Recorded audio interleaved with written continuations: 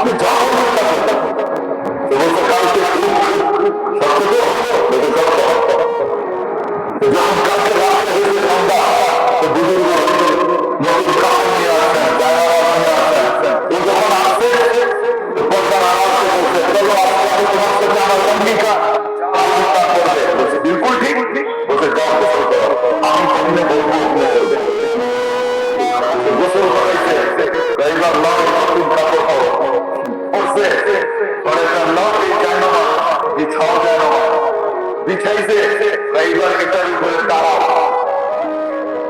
প্রতিটা ভাবতেছে এটা আমার কি হইতেছে, ঠিক না? যেন আমাদের